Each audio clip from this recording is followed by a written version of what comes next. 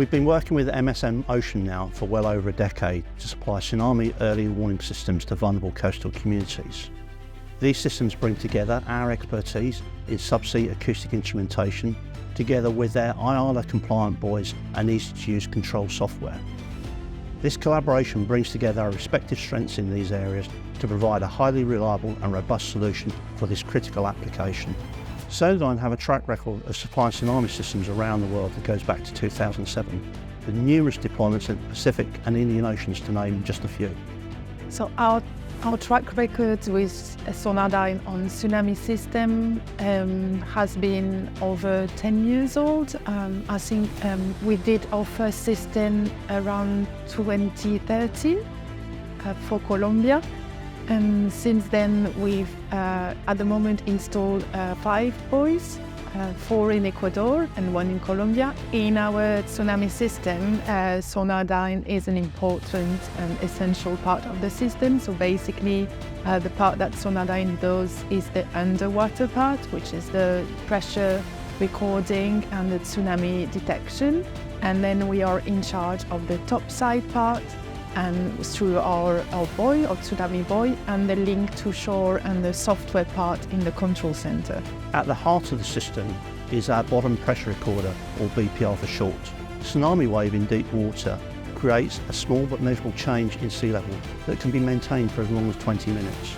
The sensitive pressure sensor in the BPR detects that small change, which can be as little as 3 centimetres. This triggers transmission of a series of warning messages to the surface buoy moored above it. These systems are typically deployed many miles offshore in very deep water, so it's imperative that they can withstand everything the ocean and its users may throw at it. So tsunami early warning system, they are a very important part for the safety of these countries and the onshore population. So the underwater part of the system is quite protected because they are located at 2,000 meter depths or 3,000 meter depths up to 7,000.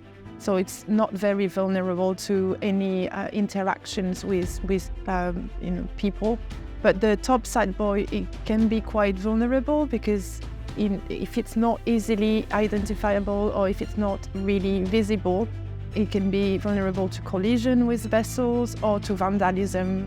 So it's really important that the buoy is very visible and can be identified easily by a vessel. And that's where our knowledge and the fact that we are an IALA industrial member comes into play. So IALA is the International Association for Lighthouse Authorities, and they have a set of standards and recommendations that explain or design how to identify anything that is floating at sea or even structures at sea. So that's what we incorporate in our design right from the start.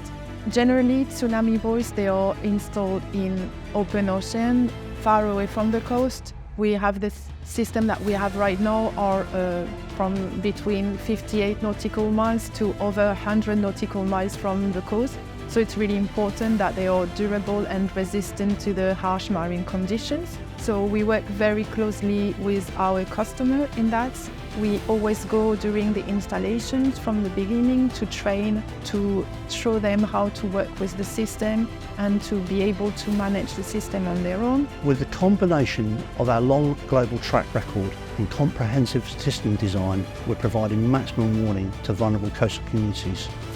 We're extremely proud of the work we've been doing with MSM Ocean, and we believe we make a great team.